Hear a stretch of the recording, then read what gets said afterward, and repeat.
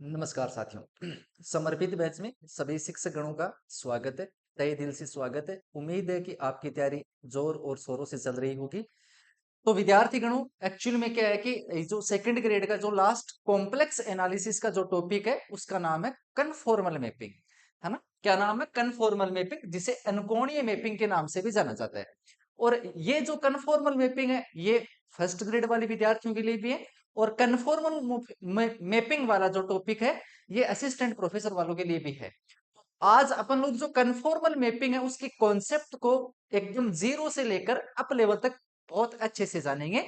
आप इस वीडियो को कंप्लीट देखिएगा। मुझे उम्मीद है कि हर एक एग्जाम यानी सेकंड ग्रेड में इसके 2 क्वेश्चन 100% आने, फर्स्ट ग्रेड में 2 या 2 से अधिक, और असिस्टेंट प्रोफेसर में तो 2 या 2 से अधिक इसको पक्का से इसमें एग्जाम में पक्का से इसके क्वेश्चन आने वाले हैं।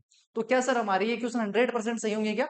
मैं आपसे उम्मीद करता हूं, मैं आपको एक विश्वास दिलाता हूं कि जैसे मैं आप लोगों को ये चीजें सिखा दूंगा, देखना 1 मिनट के भीतर आप लोग आए हुए जितने भी सारे क्वेश्चन है ना उनको अच्छे से कर दोगे।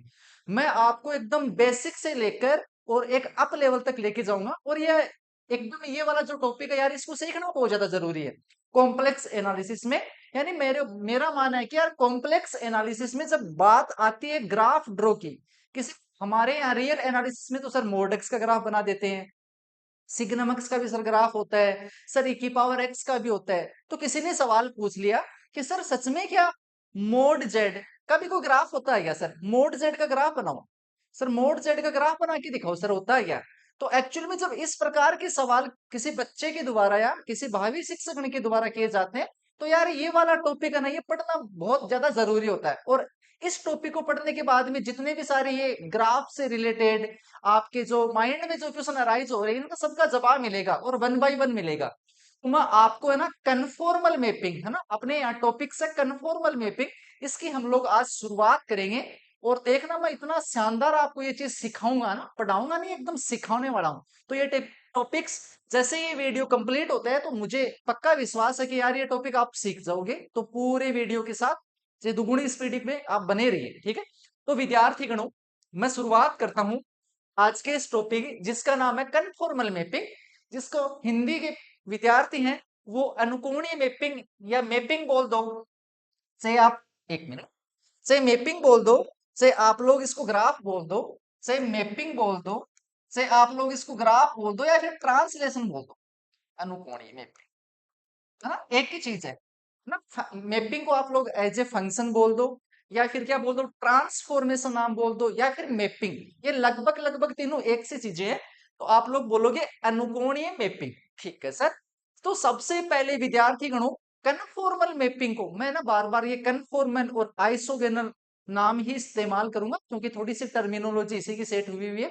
तो आप थोड़ा सा हिंदी मीडियम वाले विद्यार्थी बिल्कुल घबराए नहीं। मतलब मैं भी एक हिंदी मीडियम का विद्यार्थी हूँ, लेकिन कॉन्सेप्ट आपके मस्तिष्क में एकदम छाप दूंगा, ठीक है। सर सबसे पहले थोड़ा बेसिक बता दीजिए कि कन्फॉर्मल मैपिंग को पढ़ने से पहले हमको सिर्फ दो चीजों का कॉम्प्लेक्स एनालिसिस में ग्राफ ड्रॉ करना आना चाहिए या फिर उनको सीखना है। तो सबसे पहले एक बार बार चीज आता है सर सर्कल, एक तो आता वर्त। तो सबसे पहले वर्त के बारे में बात करते हैं। ग्राफ बेसिक 5 मिनट का बेसिक है, उसके बाद में टॉपिक स्टार्ट होता है। बात करते हैं सर सर्कल की, ठीक है जी। सर्कल की बात करते हैं तो विद्यार्थी को कॉम्प्लेक्स एनालिसिस में सर्कल इस प्रकार से होता है। ये सर्कल की इक्वेशन है कि mode Z minus Z note बराबर आर, ठीक है। जब जब आपको ये चीज दिखाई देती है आप इसको ऐसे नहीं पढ़ेंगे sir, mod Z minus Z note बराबर आर नहीं। इसको पढ़ना है कि यार ये एक सर्कल है जिसका एक सेंटर जेड नोट है, यानी इसका केंद्र कितना है, जेड नोट है। सर एक सर्कल में एक तो होता है केंद्र और सर साथ साथ में चाहिए उसकी त्रिज्या। तो अपन को दो चीजों की जरूरत होती है। तो विद्यार्थी गणों, जेड नोट तो है इसका सेंटर, क्या है, जेड नोट तो मिल गया सर सेंटर, ठीक है सर केंद्र। और आर इसकी प्यारी सी मिल गई त्रिज्या, ठीक है। समझ गए आप? तो आपको वर्क यानी एक सर्कल को ड्रॉ करने के लिए आपको क्या चाहिए, एक तो सर केंद्र चाहिए और क्या चाहिए, एक वर्त चाहिए। तो जब जब ये इक्वेशन आपको दिखाई देती है आप उसको ऐसे नहीं पढ़े mode Z minus Z note बराबर आर, अरे ये तो हर कोई पढ़ देगा। आप इसको ऐसे पढ़ना है कि यार एक प्यारा सा वर्त है जिसका जो सेंटर है वो है जेड नोट और उसकी त्रिज्या है आर, ठीक है। जैसे सर एक सुंदर सा एग्जाम्पल दे दो, मैं एक सुंदर सा एग्जाम्पल लेता हूं। ये लीजिए एक सुंदर सा एग्जांपल आपके सामने इस प्रकार से है, मोड जेड बराबर 1। ठीक है, जैसे ही किसी विद्यार्थी ने इसको ऐसे पढ़ा मोड जेड बराबर 1, आपके मस्तिष्क में ये विचार आना चाहिए कि यार ये एक सर्कल है जिसका सर केंद्र, इस बार जेड नोट कहीं दिखाई नहीं दे रहा है, तो ऐसे लिखते हैं क्या इसको, Z-0 का मोड बराबर 1। हाँ सर ऐसे लिख सकते हैं, तब विद्यार्थी गुणों इसका केंद्र हो जाएगा 0,0। यस सर बात सही है। सर इसकी त्रिज्या, तो इसकी त्रिज्या विद्यार्थी है R बराबर है 1। यानी विद्यार्थी गणों ये एक ऐसा सर्कल है जिसका केंद्र है 0, जिसकी रेडियस है 1। तो आप लोग ऐसे ड्रॉ कर सकते हैं, ऐसे ड्रॉ कर सकते हैं। ठीक है, ये आ गया। ये तो विद्यार्थी गणों जेड तल में मान के चलो कि ये जेड तल में है, जहां पे ये एक्स एक्स है, ये वाई एक्स एक्स है। सेम सर, सर दो तल के नाम ले रहे हो, एक तो है जेड तल, एक है जेड तल, जिसमें कौन सी दो रेखाएं से मिलकर बना हुआ होगा, एक तो सर एक्स वास्तविक रेखा, एक जो आयोटा वाली जो वाई है वो एक काल्पनिक रेखा, उन दोनों से मिलकर बना होगा, तब तो उस तल का नाम बोलेंगे विद्यार्थी गणों जेड तल। तो ये जेड तल में अब एक वर्त ड्रॉ हो गया जिसका केंद्र है 0,0, जिसकी त्रिज्या है 1। यानी यहां से लेकर यहां तक त्रिज्या कितनी 1, तो यहां से लेकर यहां तक भी त्रिज्या कितनी हो जाएगी, 1 हो जाएगी। एक क्या है कि जो जितने बड़े बड़े फंक्शन हैं हमने सीखा सर, उनको डब्लू बराबर एफ ऑफ जेड बराबर यू प्लस आयोटा वी के फॉर्म में लिखा जाता है। यस सर, तो कल को विद्यार्थी मोड डब्लू बराबर 1 आ जाए तो भी सर बात वही है कि सर ये एक वर्त है जिसका सर केंद्र 0,0 है और प्यारी सी त्रिज्या है सर 1। तो सर इसको इस बार कौन से तल में ड्रॉ करोगे, इस बार इसको यार डब्लू तल में ड्रॉ करोगे। तो ये डब्लू तल में जैसे इसको ड्रॉ किया तो ये आ गया मोड डब्लू बराबर 1। तो सर ये कौन सी लाइन है, इस बार एक्स वाली नहीं है, ये है यू वास्तविक, वास्तविक वाली। और ये कौन सी वाली लाइन है सर, ये इमेजिनरी लाइन वी वाली लाइन। तो इस बार यू और वी यानी डब्लू तल में इसको इस प्रकार से ड्रॉ कर दिया, किसको, मोड जेड बराबर 1 को इस प्रकार से, और मोड डब्लू बराबर 1 को इस प्रकार से। यस सर, आपने जो एक सुंदर सा एग्जांपल दिया है वो हमें अब अच्छे से उसका कॉन्सेप्ट क्लियर हो गया है। जब जब वर्त की बात आएगी सर, हम लोग हमारे कॉपी में, हम हमारे पेपर में आराम से उसको ड्रॉ कर लेंगे। ठीक है, कॉन्सेप्ट हो गई। किसकी कॉन्सेप्ट ड्रॉ कर लिया आपने, किसकी कॉन्सेप्ट आपने सीख ली सर, वर्त चमक गया, वर्त चमक गया सर। तो एक और बता देता हूँ लाइन, क्यों, क्योंकि सर हाँ सर आप सही बात कर रहे हो, क्योंकि हम लोग जब जो बड़ी बड़ी संस्थान है उनके जो सर नोट्स पढ़ रहे हैं उनमें सर दो ही प्रकार के ज्यादा करके डायग्राम आ रहे हैं, एक तो वर्त के एक लाइन के। लेकिन सर रटाफिकेशन के थ्रू आ रहे हैं, हम लोग बार बार रट रहे हैं सर, नहीं समझ में आ रहा है। कॉन्सेप्ट मैं चमका रहा हूँ, क्यों टेंशन ले रहे हो। अब बात करेंगे लाइन की, तो सर लाइन का बता, ठीक है आओ साहब मेरे साथ आओ, मैं लाइन की कॉन्सेप्ट बता देता हूँ आप, इनको थोड़ा सा रिमूव कर देते हैं। ठीक है, इधर आओ लाइन। सबसे पहले आपको लाइन को इस प्रकार से पहचाना है, किसमें, कॉम्प्लेक्स एनालिसिस में, क्योंकि रियल में तो हर कोई ड्रॉ करता है y बराबर एम एक्स, वाई बराबर एक्स प्लस टू, और ये सीधी रेखा का आपको ग्राफ आता है। ठीक है सर, सर आप कॉम्प्लेक्स में बताओ, तो कॉम्प्लेक्स में विद्यार्थी को ऐसे इक्वेशन होती है, एक mod z minus z one, mod उधर से है mod z minus z two. ठीक है सर, समझ में आ गया कि सर ये एक लाइन की इक्वेशन, इसको थोड़ा सा और अच्छे से समझना है कि यार ये लाइन की इक्वेशन किस तरीके से। आपको पता है क्या कि रियल में लाइन की इक्वेशन में एक्स और वाई की मैक्सिमम पावर कितनी आ सकती है। हाँ सर, यदि एक्स और वाई दोनों आते हैं तो सर एक तो लीनियर कॉम्बिनेशन में होने चाहिए, और सर मैक्सिमम पावर उनकी 1 हो सकती है। जब जब सर एक्स की पावर 1 से ज्यादा जाती है तो या तो सर कभी कभार परवलय बनता है, कभी कभार दीर्घवर्त बनता है, कभी कभार सर वर्त भी बनता है। ऐसे सर लाइन तो नहीं बनती है, लेकिन सर जब एक्स स्क्वायर और वाई स्क्वायर आता है। ठीक है, आपकी बात मान ली, बात सही। अपन को यहाँ क्या ड्रॉ करनी है, लाइन ड्रॉ करनी है। ये कॉन्सेप्ट बहुत अच्छी है, जब आप इसको सीख जाओगे ना, मैं सच बता रहा हूं, जितने भी क्वेश्चन आए हुए हैं, मैं देखना 3 लाइन, लास्ट तीसरी लाइन में तो उसको सोल्व करके आपके सामने पेश कर दूंगा। तो सर जल्दी से सिखा दो, आओ सीखते हैं। सर यहाँ कन्वर्ट कौन करेगा सर, जेड करेगा एक्स प्लस आयोटा वाई, और यहां भी सर जेड है एक्स प्लस आयोटा वाई, और सर जेड वन है x one plus iota y one, यहाँ जेड टू है x two plus iota y two. ठीक है सर, जैसे अपन लोग इसको यहाँ रखेंगे सोल्व करेंगे, तो सर मोड का तो मतलब क्या होता है कि सर वास्तविक भाग और रियल, वास्तविक भाग और सर काल्पनिक भाग दोनों का स्क्वायर, फिर बीच में प्लस, और सर अंडर रूट लगाते हैं। ठीक है सर, अंडर रूट आ गए, जैसे यहाँ अंडर रूट आ जाएगा, दोनों तरफ क्या करेंगे, स्क्वायर करेंगे, है ना, दोनों तरफ स्क्वायर करेंगे। तो यार इधर जितने एक्स स्क्वायर और वाई स्क्वायर के पद आ रहे हैं ना, सेम डिट्टो इधर भी एक्स स्क्वायर और वाई स्क्वायर के पद आ रहे हैं। क्यों, सेम क्यों आ रहे हैं? क्योंकि यहाँ जो z का गुणांक है वो है 1, इधर भी जो z का गुणांक है वो है सर 1, इसलिए सर इधर वाले एक्स स्क्वायर और वाई स्क्वायर के पद और सर इधर वाले एक्स स्क्वायर और वाई स्क्वायर के पद सर कैंसिल आउट हो जाएंगे। सिर्फ सर जो पद बचेंगे ना वो एक्स वाई और कांस्टेंट टर्म बचेगी। सर एकदम सही बता रहे हो आप कि इसको सोल्व करने के बाद में जो हमें चीज प्राप्त होगी वो एक्स के पदों में, सिर्फ वाई के पदों में और साथ में कोई कांस्टेंट टर्म प्राप्त होगी। तो इन सब से मिलकर जो चीज बनेगी, जो एक सुंदर सा ग्राफ बनेगा वो बनेगा सर लाइन का। ठीक है सर, किसका ग्राफ बनेगा? लाइन का। सर जब जब इस प्रकार की इक्वेशन आती है उसको सर हमें ड्रॉ करना भी सिखा दो। सर इसकी और अच्छी कॉन्सेप्ट सिखा दो कि सर ग्राफ इसको देखते कैसे बने। तो आओ मैं आपको सिखाता हूं। अब सुनना सारे के सारे विद्यार्थी, विद्यार्थी गणों ये एक लाइन की इक्वेशन आपने पहचान ली। सर लाइन की इक्वेशन है तो ये भी बता दो कि सर ड्रॉ किस प्रकार से की जाएगी, सर लाइन की इक्वेशन है कौन सी। तो विद्यार्थी गणों आराम से समझ लो, ये आपका कोई ग्राफ है। तो विद्यार्थी गणों आपको सबसे पहले पहचाना है Z1 और आपको पहचाना है Z2। आपको जैसे ही Z1 और Z2 मिलते हैं, मान लीजिए मेरे लिए एक सुंदर सा एग्जांपल लेते हैं कि मान लीजिए जैसे आपने Z1 को पहचाना और आपने माना कि Z1 यहाँ पे है और दूसरा पॉइंट आपके यहाँ आ गया Z2।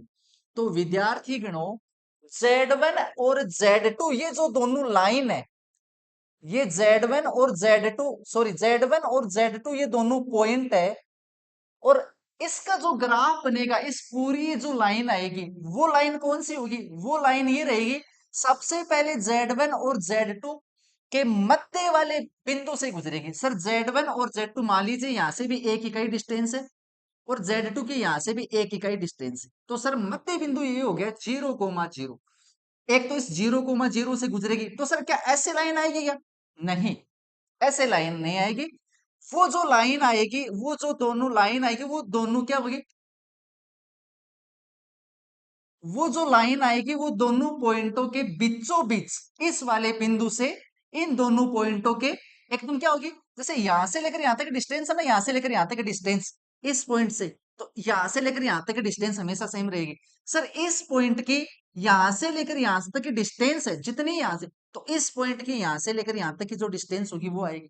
सर इस पॉइंट की यहां से लेकर यहां तक जो सर दूरी रहेगी वो दूरी सेम इस पॉइंट से लेकर यहां तक की जो दूरी रहेगी वो रहेगी। तो एक ऐसी लाइन आएगी, इन दोनों लाइन के मध्य बिंदु से गुजरने वाली एक सरल रेखा होगी। यस सर समझ गए। एक सर एक सुंदर सा एग्जांपल दे दो, आ जाओ एक बढ़िया सा एग्जांपल देते हैं, आ जाओ। ठीक है, यहां देख लो, मान लीजिए आपके पास ये है z माइनस आयोटा और बराबर में दे रखा है z प्लस आयोटा। ठीक है सर, जब जब विद्यार्थी गणों आपको इस प्रकार की कोई इक्वेशन देखने को मिले, सबसे पहले आपको पहचानना है कि सर ये लाइन है। कैसे पहचाना?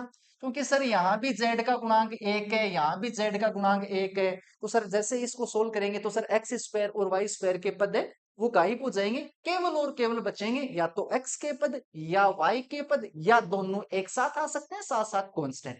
ये तीन ही संभावनाएं बच रही।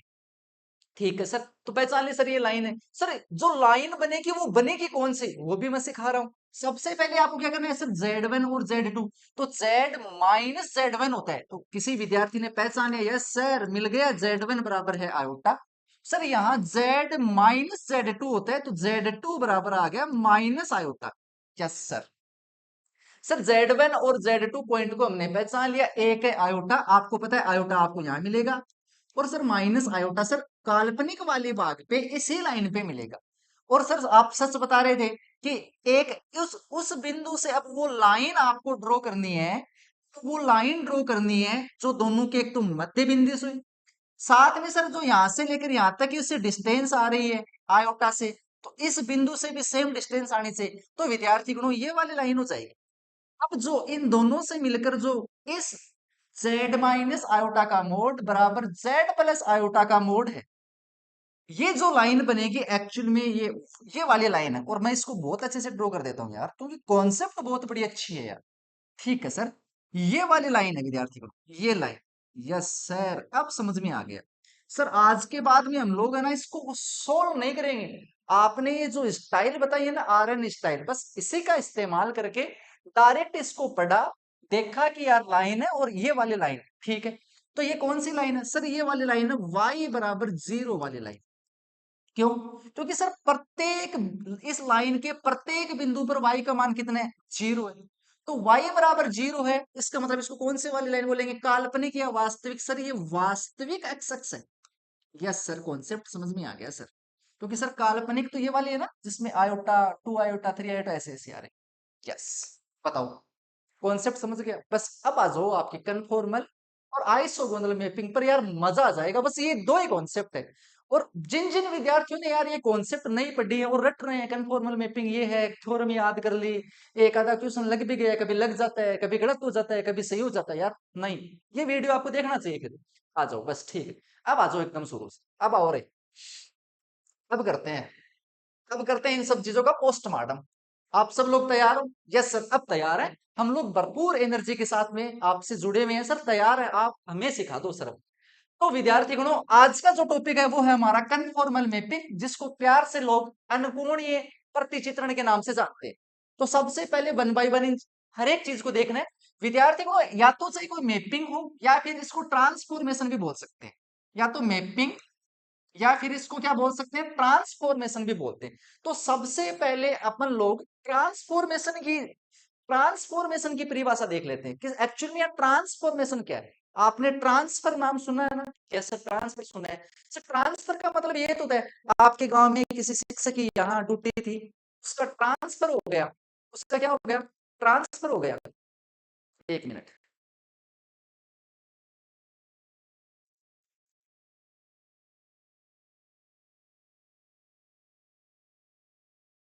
जी। तो अपन बात करें सर, ट्रांसफर नाम सर हमारा सुना हुआ है सर, कि सर हमारे विद्यालय में किसी शिक्षक की यहाँ ड्यूटी थी और उसका ट्रांसफर हो गया, यानी वो एक जगह से दूसरी जगह चले गया। ठीक है सर, यही मीनिंग होते हैं। तो सेम इसी का मीनिंग है ट्रांसफॉर्मेशन, कि सर समीकरण फलन है W बराबर एफ ऑफ जेड के ज्यामितीय निरूपण के लिए रूपांतरण समीकरण क्या है? यू एक्स कोमा वाई, साथ में वी एक्स कोमा वाई, जो आपके दोनों के दोनों क्या है? वास्तविक भाग है, द्वारा द्वारा जेड तल के बिंदुओं के संगत। आपके पास दो तल होते हैं, एक तो होता है विद्यार्थी गणों जेड तल, एक होता है डब्लू तल। सर दो तल क्यों होते हैं? किसी का प्रश्न हो गया तो आओ समझाते हैं। आप आओ समझाते हैं, या समझ लो कि सर कैसे कैसे होता है। सर एक तो विद्यार्थी गणों होता है जेड तल, बात आ गई तो बता देते हैं। एक तो होता है जेड तल और एक होता है आपका डब्लू तल। सर क्यों जरूरत पड़ी दो तल की? क्योंकि विद्यार्थी गणों मान लीजिए किसी स्टूडेंट का सवाल ये है कि सर y बराबर मोड x का ग्राफ बनाना है, तो सर x तो क्या हो गया? x तो हो गया इंडिपेंडेंट वेरिएबल और y क्या हो गया? डिपेंडेंट वेरिएबल हो गया। ठीक है, निर्भर कर रहा है किस पे? x पे, तो वो डिपेंडेंट वेरिएबल हो गया। तो x और y उसके पास दो ही वेरिएबल है। तो वो सर एक आपके पास जो एक पेज है, एक पेज है उस पर y बराबर मोड x का ग्राफ बन जाएगा। y बराबर में मोड x का ग्राफ बन जाएगा। सर डब्लू तल में कैसे बनाए? कॉम्प्लेक्स में यदि किसी ने बोल दिया कि सर डब्लू बराबर मोड z का ग्राफ बना के दिखाओ, अब भाई साहब क्या आंसर दे? क्योंकि जेपीएच में तो नहीं है मोड z का ग्राफ, सारथी पारथी सुमित वाली में भी नहीं है, और भाई साहब पुन्नु स्वामी वाली बुक आपने पढ़ी नहीं, तो अब दे कहां से आंसर? तो देना तो पड़ेगा सर। तो डब्लू बराबर मोड जेड का आपको आंसर देना है, तो क्या होगा? क्योंकि सर यहाँ तो मोड जेड का मतलब ये हुआ सर डब्लू बराबर under root x square plus y square. कितने वेरिएबल आ गए सर? तीन वेरिएबल आ गए। और तीन वेरिएबल आ गए, इसका मतलब आप उस ग्राफ को यार एक पेज पे तो ड्रॉ नहीं कर सकते। यानी विद्यार्थी गणों मोड जेड का ग्राफ आपको ड्रॉ करने के लिए एक पेज उस साइड में चाहिए, एक पेज अलग से चाहिए, तब जाके आप उसको ग्राफ ड्रॉ कर सकते हो। और वो चीजें मैं अब आपको सिखाने वाला हूं। सिर्फ एक बार के लिए इतना समझो कि सर एक तो होता है जेड तल जिसमें एक्स और वाई की बात होती है, एक होता है डब्लू तल जिसमें यू और वी की बात होगी। क्योंकि सर कॉम्प्लेक्स एनालिसिस में ग्राफ बनाने के लिए सर दो कॉपीज हमारे पास जरूरी है, दो कॉपी होनी जरूरी है। आपके पास कौन सी चीज आई? एक आपके पास किसके थ्रू वो ट्रांसफर होगी और उसके बाद में क्या रिजल्ट आएगा, तो जो रिजल्ट आएगा उसको अलग से ड्रॉ किया जाएगा और शुरुआत में आपकी जो चीज थी उसको अलग से ड्रॉ किया जाएगा। ठीक है सर, आगे बताओ। ठीक है, इसको एक बार के लिए हटा देते हैं। बात समझ में आ गई? एक होता है जेड तल, एक होता है आपका डब्लू तल। ठीक है, ट्रांसफॉर्मेशन की अपन लोग डेफिनेशन देख रहे थे, तो आओ दोबारा से। क्या ट्रांसफॉर्मेशन? एक तो जेड तल के बिंदुओं के संगत एक डब्लू तल में बिंदु प्राप्त करते हैं जिसे रूपांतरण कहते हैं। कहने का मतलब है कि सर आपके पास एक जेड तल है, एक सर डब्लू तल है, और कोई ना कोई सर वो डब्लू तल है, वो उसका जो रिजल्ट आएगा डब्लू तल में कोई ना कोई ट्रांसफॉर्म होगा, कोई ना कोई उसका रूपांतरण करने वाला होगा। मान लीजिए एक्स तल यहाँ है और यहाँ पे एक चीज लगी है रूपांतरण करने के लिए, वो ऐसे जाएगा तो ये कोई ना कोई चीज में उसको कन्वर्ट कर देगा, तो आएगा डब्लू तल में रिजल्ट। डब्लू तल का अलग से ग्राफ बनेगा और सिर्फ जेड तल का एक अलग से ग्राफ ड्रॉ किया जाएगा। ये जो प्रोसेस हो रही है, एक चीज यहां से इधर जा रही है, यस सर, ट्रांसफर के नाम से जाना जाता है, तो नाम हो गया ट्रांसफॉर्मेशन। डन। ओके सर, समझ में आ गई। लेकिन सर हमारे तो टॉपिक है कन्फॉर्मल मैपिंग, पढ़ना इसको है। तो विद्यार्थी गणों, ट्रांसफॉर्मेशन को समझने के बजाय समझने के बाद ही आपको कन्फॉर्मल मैपिंग बहुत अच्छे से समझ में आएगी। तो आओ समझते हैं कन्फॉर्मल मैपिंग। कन्फॉर्मल मैपिंग की क्या क्या खास विशेषता है वो जानेंगे और आपको सिखाएंगे कन्फॉर्मल मैपिंग क्या है। तो विद्यार्थी गणों, आपके पास एक जेड तल है, एक साइड में आपके पास डब्लू तल है। तो एक्चुअल में गणितज्ञों ने क्या देखा, एक एक अच्छी सी चीज देखी कि यार इस साइड की चीज इस साइड में ट्रांसफर तो हो रही है, लेकिन कभी कभी उनमें जो एक विशेष गुण है उनमें किसी प्रकार का कोई परिवर्तन नहीं हो रहा है। अब वो देखते हैं विशेष गुण क्या है, तो आप समझो। मान लीजिए जेड तल में आपने किसी दो वक्र का क्या बनाया, ग्राफ ड्रॉ किया। तो एक तो विद्यार्थी है C1, एक कर्व है C2, और उनका ग्राफ कुछ इस प्रकार से, ठीक है सर। और इनका जो एक प्रतिच्छेदन बिंदु है वो है S। किसका सर? एक C1 वक्र का और C2 वक्र का प्रतिच्छेदन बिंदु है S। सर यहां भी तो प्रतिच्छेद हो रहा है, आप उसको अलग से मान सकते हो। और दोनों कर्व के बीच में एंगल है थीटा, दोनों कर्व के बीच में। यस सर, हमारा पढ़ा हुआ है कि दो वक्र के बीच में जो कोण होता है वो कैसे फाइंड आउट करते हैं सर? दोनों वक्र पे उस बिंदु पर सबसे पहले स्पर्श रेखा ड्रॉ कर लेते हैं। और सर हमें पता है कि दो स्पर्श रेखाओं के मध्य कोण कैसे फाइंड आउट होता है। तो आप लोग क्या करो, एक स्पर्श रेखा इधर ड्रॉ कर लो और भाई साहब एक स्पर्श रेखा इधर आ जाएगी ऐसे, ठीक है। इन दोनों स्पर्श रेखाओं के मध्य ये जो एंगल है, इन दोनों रेखाओं के स्पर्श रेखाओं के मध्य कोण है, ठीक है सर। क्या हुआ? तो आपने उसका इस साइड में एक कोण देखा और आपने एक प्रतिच्छेदन बिंदु देखा। फिर आपने किसी ट्रांसफॉर्मेशन के माध्यम से इसको डब्लू तल में लेके चले गए, तो ये आ गया डब्लू तल। फिर देखा गया कि यार ये C1 वक्र है वो आ गया C1 डैश में चेंज हो गया, और जो C2 वक्र था वो C2 डैश में हो गया। लेकिन जो प्रतिच्छेदन बिंदु यहाँ S था वो अब आ गया है S डैश में। किस में कन्वर्ट हो गया? S डैश में। तो इसमें देखा गया कि यार फिर से जो दोनों वक्र के मध्य इस पॉइंट पर स्पर्श रेखाओं के मध्य जो कोण है उन दोनों में कहीं ना कहीं रिश्तेदारी है, इधर वाले कोण में और इधर वाले कोण में कोई ना कोई तो इनमें रिश्तेदारी है। और यदि वो रिश्तेदारी पूरी होती है तब जाके यार इस मैपिंग को है ना कन्फॉर्मल मैपिंग कहते हैं। तो सर कौन सी रिश्तेदारी है? आओ, एक तो देखो परिणाम, सर इनका मैग्नीट्यूड, मैग्नीट्यूड का किसका सर? एंगल का। कि भाई साहब मान लीजिए जेड तल में पहले वाला जो कोण बना रहा है एस पॉइंट पर वो है 60 डिग्री का कोण, तो परिणाम तो आ गया 60 डिग्री, ठीक है सर। और डब्लू तल में भी जो एंगल बना रहा है वो है 60 डिग्री, तो मैग्नीट्यूड तो प्रिजर्व हो गया, है ना? मैग्नीट्यूड क्या हो गया? प्रिजर्व हो गया। और साथ में सर जो डायरेक्शन है, डायरेक्शन कैसे सर? किसके डायरेक्शन? अरे यार कोण के जो बनने की डायरेक्शन है। हम जानते हैं ना, स्लोप पढ़ते हैं तो सर पॉजिटिव एक्स एक्स के साथ एंटी क्लॉकवाइज डायरेक्शन में बनने वाला कोण किसी वक्र के साथ, वो है आपकी स्लोप। यानी सर हाँ सर, कोई ना कोई सर एंगल की कोण की दिशा तो जरूर होती है। तो विद्यार्थी गणों, आपके पास जेड तल में और डब्लू तल में जो दोनों कर्व थे वहां जो एंगल बन रहा था, और उसकी एक खूबसूरत प्रॉपर्टी, यदि मैग्नीट्यूड और डायरेक्शन, क्या क्या, मैग्नीट्यूड और डायरेक्शन दोनों के दोनों क्या करते हैं? प्रिजर्व करते हैं। सर प्रिजर्व का मतलब है दोनों के दोनों यार सेम होते हैं, तब उस मैपिंग को प्यार से कन्फॉर्मल मैपिंग के नाम से जाना जाता है। यस सर, समझ गए। डायरेक्शन जैसे इसके यदि एंटी क्लॉकवाइज डायरेक्शन है तो विद्यार्थी गणों इसकी भी डायरेक्शन एंटी क्लॉक होनी चाहिए। क्या होनी चाहिए? एंटी क्लॉकवाइज होनी चाहिए। तो मैग्नीट्यूड, मैग्नीट्यूड के साथ साथ क्या होना चाहिए? उसकी डायरेक्शन, यानी उसका सेंस, उसकी दिशा, उसकी अभिदिशा। तो परिणाम के साथ साथ क्या होनी चाहिए सर, उसकी मैग्नीट्यूड, मैग्नीट्यूड के साथ साथ उसकी दिशा भी क्या होनी चाहिए, प्रिजर्व होनी चाहिए, संरक्षित होनी चाहिए, तो जाके उस मैपिंग को कन्फॉर्मल मैपिंग के नाम से जानेंगे। सर समझ में आ गया। अब एक बच्चे का दूसरा प्रश्न आ रहा है कि सर ऐसे भी तो हो सकता है कि हमने जेड तल में कोई वक्र ड्रॉ किया, डब्लू तल में कोई वक्र ड्रॉ किया, सर एंगल का जो परिमाण है ना, परिमाण वो तो सर सेम आ रहा है, लेकिन सर डायरेक्शन डिफरेंट आ रही है, उसको कन्फॉर्मल मैपिंग के नाम से नहीं जाना जाएगा, तब उसको नाम से जाना जाएगा आइसोगोनल। किससे? आइसोगोनल मैपिंग के नाम से जाना गया। यस यस सर, अब हमें डिफरेंस पता हो गया कि एक्चुअल में कन्फॉर्मल मैपिंग और आइसोगोनल में जो मुख्य रूप से डिफरेंस है, जो एक बड़ा डिफरेंस है वो है डायरेक्शन का। किसका सर? अभिदिशा का।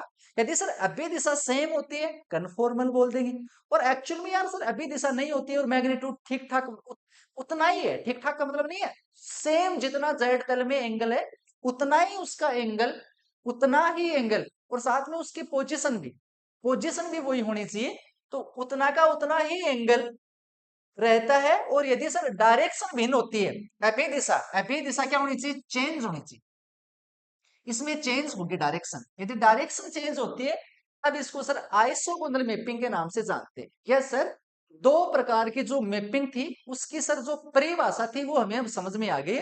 आप एक बढ़िया सा एग्जांपल देख के और समझा दोगे तो सर कॉन्सेप्ट समझ जाएगी। ठीक है, तो मुझे बता देना, मैं आपके पास एक सुंदर सा एक एग्जांपल लेके आ रहा हूं। मान लीजिए विद्यार्थी डब्ल्यू बराबर एक जेड बार है, डब्ल्यू बराबर क्या है? Z bar. Yes sir, X minus iota Y है। और यार मैंने क्या है कि यार एक मोड जेड बराबर वन का ग्राफ ड्रॉ किया। यस सर, मोड जेड, आज के बाद में सर मोड जेड बराबर वन नहीं पढ़ेंगे, हम पढ़ेंगे कि हमारे पास जेड तल में एक ऐसा वृत्त है जिसका केंद्र 0,0 है और सर रेडियस है 1। यस सर, और सर यदि आप जब जब डब्लू मोड डब्लू बराबर 1 पुट करते हो, मोड डब्लू बराबर 1 है, तो सर हम लोग इसको आज के बाद ऐसे पढ़ेंगे कि सर u और v तल में एक ऐसा सुंदर सा वृत्त है जिसका केंद्र सर 0,0 है और सर रेडियस है 1। यस, ये तो मैंने सिखा दिया था, पढ़ना ही आपको। अब आपके पास इस वाले जेड तल में जो ग्राफ है उसका यार इस ट्रांसफॉर्मेशन के थ्रू, यानी बीच में ये रखा गया है, ये बीच में है, और यार इसको इधर जाना है, इस वाली चीज को इस ट्रांसफॉर्मेशन मतलब डब्लू बराबर मोड जेड को क्या क्रॉस करते हुए इस साइड में जाना है, तो इधर आ गया डब्लू तल। ऐसे समझो यार, सारथी पारथी वाले मेरे प्यारे प्यारे जो बच्चे वैसे समझेंगे यार, मुझे पता ही है, मैंने कोई रॉकेट साइंस थोड़ी पढ़ी है, मैंने भी तो ग्रेजुएशन, हाँ समझ गए, ठीक है। इधर से और इधर चला गया, इधर जाएगा तो सर क्या परिवर्तन आएगा, चलो देख लेते हैं क्या परिवर्तन। यहाँ सर मोड जेड बराबर 1 दे रखा है, तो सर इधर का सर मोड जेड 1 कैसे होगा? अरे दोनों तरफ मोड होगा, मोड डब्लू बराबर, यस सर कर दिया। ठीक है सर, दोनों तरफ मोड ले लेते हैं, कोई तकलीफ नहीं है। पहले सर ये कॉम्प्लेक्स थे, अब जैसे मोड लिया तो दोनों रियल नंबर हो गए, नॉन नेगेटिव रियल नंबर हो गए। ठीक है सर, सर जब मोड जेड बराबर 1 है, सर मोड जेड बराबर 1 है, तो कोई विद्यार्थी मुझे बताएगा कि मोड जेड बराबर क्या होगा? सर ये भी तो 1 ही होगा, क्योंकि सर यहाँ x प्लस आयोटा वाई आ रहा है, तो sir under root x square plus y square, और सर यहाँ x माइनस आयोटा वाई आ रहा है, तो sir x square plus minus y का स्क्वायर, फिर से सर प्लस, तो सर ठीक है ये भी इसके 1 ही होगा, तो आ गया 1। यानी मोड जेड बराबर 1 डब्लू बराबर जेड बार को पार करेगा, तो सर मोड डब्लू बराबर 1 देगा। ठीक है, और सर हमने इन दोनों के वर्क, दोनों ही सर वर्तर इनके ग्राफ ड्रॉ कर लिए।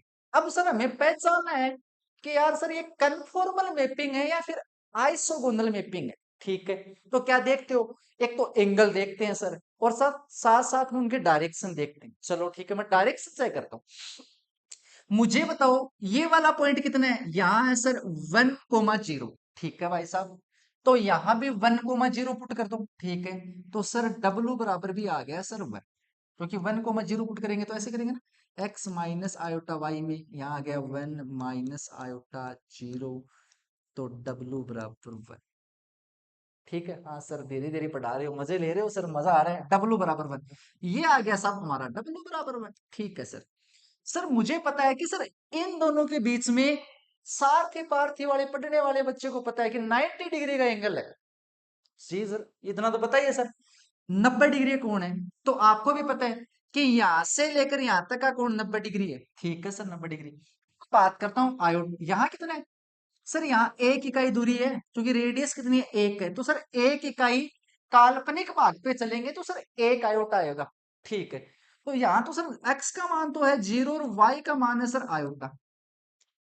वाई का मान कितना है, आयोटा है। ठीक है, पुट कर दो भाई साहब W बराबर जेड बार में, तो कितना आ जाएगा, x minus iota Y.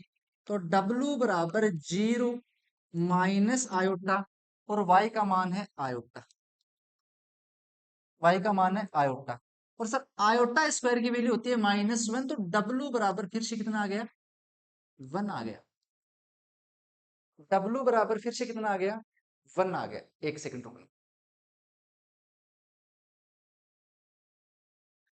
Yes, तो यहाँ कौन सा पॉइंट है सर, 0,1 पॉइंट है, क्योंकि सर ये एक्स और वाई तल में है। ठीक है, तो जैसे यहाँ 0, कौन सा पॉइंट है, 0,1 पॉइंट है, तो सर कितना आ जाएगा, W बराबर में क्या आ जाएगा, x minus iota y. Sir x की वैल्यू तो आ जाएगी सर 0, और सर वाई की वैल्यू है 1, तो सर W बराबर आ जाएगा सर माइनस आयोटा। या फिर आप सीधा सीधा कर दो कि सर W बराबर जेड बार था, सर W बराबर आयोटा है, तो सर आयोटा का बार कितना हो जाएगा सर, W बराबर माइनस आयोटा हो जाएगा। यानी सर ये वाला जो पॉइंट है ना, ये वाला पॉइंट ये सर माइनस आयोटा पर जा रहा है। तो 1 के इधर चलूं तब माइनस आयोटा आएगा, या इधर चलूं तब, क्योंकि एंगल तो उतना ही रखना है सर, 90 डिग्री का कोण रखना है, तो इतना 90 डिग्री है। सर ये आ गया माइनस आयोटा। तो सर ये वाली मैपिंग कन्फॉर्मल तो नहीं हो सकती, क्यों नहीं हो सकती, क्योंकि सर इसकी जो डायरेक्शन है वो तो है एंटी क्लॉकवाइज डायरेक्शन। जब अपन लोग 1 से आयोटा की तरफ जाते हैं तो ये डायरेक्शन है एंटी क्लॉकवाइज डायरेक्शन। लेकिन सर W बराबर जेड बार के पास जैसे ये गए, ये सर जो डायग्राम मिला उसमें सर 1 को इधर माइनस आयोटा की तरफ जाना जा रहा है, तो सर ये होगी क्लॉकवाइज डायरेक्शन। सर डायरेक्शन तो चेंज आ रही है सर, इसका मतलब कन्फॉर्मल मैपिंग नहीं है। दी गई मैपिंग एक आइसोगोनल मैपिंग है। कौन सी मैपिंग है विद्यार्थी गणों, आइसोगोनल मैपिंग है। यानी जब जब W बराबर जेड बार या फिर W बराबर एफ ऑफ जेड बार वाली मैपिंग आएगी, इसको कभी भी कन्फॉर्मल मैपिंग के नाम से नहीं जाना जाएगा। नहीं जाना जाएगा, तो ये कैसी मैपिंग होगी, फिर आइसोगोनल मैपिंग होगी। ठीक है, इतनी बात समझ में आ गई। तो मैंने एक प्यारा सा आपको एक एग्जांपल भी दे दिया। अब सर हमें ना एक ऐसा हथियार दे दो कि हम लोगों को सर देखते ही मालूम पड़ जाए कि यार ये कन्फॉर्मल मैपिंग होगी या नहीं होगी। क्या सर प्रत्येक बार डायग्राम ही बनाएंगे, नहीं यार, छोटे छोटे से होंगे उनके तो डायग्राम बना सकते हैं, लेकिन जो बड़े फंक्शन होंगे उसके डायग्राम आप कैसे बनाओगे। तो उसके लिए भी हम लोगों ने आपको एक एक बढ़िया सा पैकेज दिया है सर। क्या है? तो आज अपन लोग अभी वाले में एक चीज सीखेंगे कि sir necessary and sufficient condition for conformal mapping. यानी आपको कोई भी, आपको क्या है, कोई फंक्शन दे दिया, फिर बोलेगा कि भाई साहब ये कन्फॉर्मल मैपिंग होगी क्या, इसमें क्या, इसमें आइसोगोनल मैपिंग होगी क्या। तो हम लोग इस थ्योरम के माध्यम से सीखते हैं। तो विद्यार्थी को एक तो यार कन्फॉर्मल मैपिंग किसी पॉइंट पे चेक की जा सकती है, जेड नोट पॉइंट पे चेक की जा सकती है, या यार फिर कन्फॉर्मल मैपिंग है ना एक डोमेन के थ्रू भी चेक की जा सकती है। पूरे डोमेन, पूरे के पूरे डोमेन पे भी कन्फॉर्मल मैपिंग चेक की जा सकती है, और साथ में क्या है सर, 1 बाई 1 पॉइंट के थ्रू भी कन्फॉर्मल मैपिंग चेक की जा सकती है। अब मान लीजिए सबसे पहले अपन लोग पॉइंट के थ्रू क्या करते हैं, कन्फॉर्मल मैपिंग चेक करते हैं। तो एक्चुअली में होगा क्या, देखते हैं क्या होगा, देखना। एक तो सबसे पहले इसकी पर्याप्त कंडीशन देखेंगे, नहीं सबसे पहले इसकी आवश्यक कंडीशन देखेंगे, उसके बाद में इसकी पर्याप्त कंडीशन देखेंगे कि यार एक्चुअल में इतनी चीज तो होनी चाहिए। तो क्या बोल रहे हैं, इसकी नेसेसरी कंडीशन ये है कि भाई साहब प्रांत, यानी कोई ना कोई फंक्शन देगा यार, उसका प्यारा सा एक डोमेन होगा, उस डोमेन में वो जो फंक्शन है वो विश्लेषक होना चाहिए। कैसा, विश्लेषक। विश्लेषक मतलब सर कि अपने प्रांत के प्रत्येक बिंदु पर वो अवकलनीय होना चाहिए। जैसे प्रत्येक बिंदु आ गया, तो सर एक बिंदु का जब नेबरहुड बनाएंगे उसके प्रांत में, तो उसके नेबरहुड में आने वाले प्रत्येक बिंदु पर ऑटोमेटिक अवकलनीय होगा। यानी जितना उसका डोमेन है उसमें कहीं भी वो ऐसा नहीं हो कि यार अवकलनीय नहीं हो, प्रत्येक बिंदु पर अवकलनीय होना चाहिए। ये कम से कम उसकी आवश्यक शर्त है। किसकी आवश्यक शर्त है यार, कन्फॉर्मल मैपिंग की आवश्यक शर्त है। ठीक है सर, क्या होना चाहिए? होलोमॉर्फिक होना चाहिए यार, ठीक है। अब यार इतनी बात तो उसके पास होनी चाहिए। अब सर उसको कन्फॉर्मल मैपिंग 100% बोलते हैं। उसके लिए थोड़ी सी एक्स्ट्रा कंडीशन ये है कि जब आप उस फंक्शन का उस पॉइंट पर यार, जिस पॉइंट पर आप कन्फॉर्मल मैपिंग चेक कर रहे हो, उस पॉइंट पर उसका अवकलन कभी भी जीरो के बराबर नहीं आना चाहिए। और यदि सर जीरो के बराबर आ गया तो विद्यार्थी गणों उस पॉइंट पर कन्फॉर्मल मैपिंग नहीं होगी। क्या नहीं होगी? कन्फॉर्मल मैपिंग नहीं होगी। आओ सर एक बढ़िया सा एग्जांपल करवा दो। जैसे चलो एक मिनट पहले एक सुंदर सा एग्जांपल ले लेते हैं। मान लीजिए ये आ गया डब्लू बराबर आपको दे दिया जेड बार, बताओ कन्फॉर्मल मैपिंग है क्या? कन्फॉर्मल मैपिंग हो सकती है क्या? तो सर देखते हैं। सर इसके आवश्यक कंडीशन तो ये है कि सर ये एक विश्लेषक फंक्शन होना चाहिए। सर ने तो हमारी लिस्ट में, और सर इतना बढ़िया आपने पिछली वाली क्लास में हमने सीखा है कि यार कॉम्प्लेक्स एनालिसिस के पास इतना प्यारा सा फंक्शन है कि यार अपने प्रांत में हर जगह कंटिन्यूअस है, लेकिन एक भी पॉइंट पर ये अवकलनीय नहीं है। जब एक भी पॉइंट पर यार अवकलनीय नहीं है तो क्या विश्लेषक होगा क्या? कहने का मतलब है दोनों पेपर में अलग अलग 40% को नहीं है यार, तो कोनी मास्टर बन सके भाई साहब। ठीक है साहब, वो कन्फर्मल मैपिंग कदे को नहीं हो सके। और सर एको एग्जांपल थे, अब माने अब तो बढ़िया तरीका से अब ही सिखाई। देखो एक डायरेक्शन देखो कहीं नहीं चेंज हो रही, चमक गो सर, बढ़िया तरीका से चमक गया सर, ठीक है। तो ये तो नहीं हो सकता। लगाओ भाई साहब, स्टार क्यों लगा रहे हो? क्रॉस करो इसको, ठीक है। अब आओ भाई साहब, ये हमारे पास एक पोलिनोमियल है सर, हमारी वाली लिस्ट में से सर मजा आ गया। लिस्ट में है तो यार ये जो पहला पॉइंट है ना, इसकी नेसेसरी कंडीशन सर चेक की नहीं करनी। मजा आ गया सर, आपने क्या लिस्ट, मतलब कतई जहर क्या लिस्ट दी थी, ठीक है। तो एफ ऑफ जेड बराबर जेड की पावर 4 माइनस जेड स्क्वायर। तो अपन लोग कौन सी अब सफिशिएंट कंडीशन पर जाएंगे। सबसे पहले इसका डेरिवेटिव कर देते हैं, किसके रेस्पेक्ट में? जेड के रेस्पेक्ट में। 4 z की पावर 3 माइनस 2 z। अब देख लेते हैं कि यार इसका डेरिवेटिव कौन कौन से बिंदुओं पर जीरो मान ग्रहण करते हैं। उन बिंदुओं पर तो भाई साहब कन्फॉर्मल नहीं होगा ये। तो देख लेते हैं। आपने किया जीरो के बराबर, इसको एफ डेस जेड बराबर जीरो किया, तो मेरे पास आया 2z³ माइनस जेड बराबर जीरो। ठीक है सर। फिर सर जेड मैंने आप कॉमन ले लिया यहां से, तो कितना आ गया? 2z² माइनस 1 बराबर जीरो। सर जेड क्यू में तो तीन मान आएंगे, एक तो आ गया जेड बराबर जीरो, एक मान आ गया 2z² माइनस 1 बराबर जीरो। दिस इंप्लाइज जेड बराबर प्लस माइनस 1/√2। यस। क्या ज्ञान मिला सर? ये ज्ञान मिला कि यार सर ये जो प्यारा सा फंक्शन है, इसके इसमें सर जो डोमेन है, इसके प्रांत है, इसके प्रांत के केवल 3 बिंदुओं पर ये कन्फॉर्मल नहीं हो सकता। कौन कौन से बिंदुओं पर? एक तो भाई साहब जेड बराबर जीरो पर, एक जेड बराबर +1/√2 पर, और एक जेड बराबर -1/√2 पर। इसके पास 3 ऐसे बिंदु है जिन पर ये कन्फॉर्मल कभी नहीं हो। ठीक है सर, समझ में आ गया। कल को प्रश्न आएगा, बताओ भाई साहब कौन से बिंदु पे कन्फॉर्मल नहीं है। आप लोग तैयार हो उसके लिए? यस सर, हमें कोई तकलीफ वाली बात ही नहीं। ठीक है। अब एक और प्यारा सा प्रश्न आ गया कि सर अब इनमें बताओ, क्या W बराबर जेड बार एक है, एक W बराबर Z² माइनस जेड, एक W बराबर 2z माइनस जेड स्क्वायर में अनुकोणीय है, कन्फॉर्मल मैपिंग है। बताओ कन्फॉर्मल मैपिंग का। साथ में यार उसने एक प्यारी सी कंडीशन दे दी कि भाई साहब मुझे इसके तीनों का डोमेन ही है, mode Z less than 1। Sir आपने ये तो बेसिक बता दिया कि यार मोड जेड लेस देन 1 को क्या पढ़ेंगे। ये एक ऐसा वर्त है। क्या सर बराबर आएगा सर वर्त में? तो यार फिर वर्त मत बोलो, अब इसको डिस्क बोलो। क्योंकि सर अब ये है सर, वर्त तो ऐसे बना लेंगे सर, पहले इसको बराबर कर लो आप। सर इसको बराबर किया, लेकिन सर ये बराबर करते हैं तो ये वर्त बन गया। अब सर इसको लेस देन करना है, तो बेटा लेस देन करेंगे तो बाउंड्री के पॉइंट नहीं आएंगे, बाकी इसके जितने सारे अंदर है ना बैठे हुए पॉइंट, जो पार्टी सार्टी कर रहे हैं वो सारे के सारे आ जाएंगे इसके अंदर जितने। तो अब क्या बन गई? ये डिस्क बन गई भाई साहब, ये बन गई डिस्क। तो इसका डोमेन है, और डोमेन होता है क्या होता है? ओपन और कनेक्टेड। तो भाई साहब ये ओपन और कनेक्टेड है। अरे यार ये सारथी पार्थी वालों को ये मत ज्ञान दो रहे कि ओपन और कनेक्टेड, नहीं नहीं, आपको टेंशन नहीं लेना है, कोई ओपन और कनेक्टेड वाली कॉन्सेप्ट ही आपको नहीं देखनी है। आपको तो बस यही चीज देखनी है कि बस ठीक है भाई साहब ये डोमेन है, इसका प्रांत है यार ये, ठीक है। इनमें चेक करते हैं। तो हो ही नहीं सकता कन्फॉर्मल, तो क्यों आ रहा है जेड बार? तेरा तो कोई सेंस ही नहीं है। ठीक है सर, ये पोलिनोमियल हमारी वाली लिस्ट में, तो सर नेसेसरी कंडीशन तो पूरी कर रहा है क्योंकि सर उसका तो डोमेन कुछ भी रख दो सर, आप पूरा कॉम्प्लेक्स ही प्लेन रख दो। ये सर आप होलोमोर्फी की बात कर रहे हो, ये सर ये तो इंटायर हो जाएगा। तो भाई साहब पहली शर्त लागू, इसमें भी पहली शर्त लागू।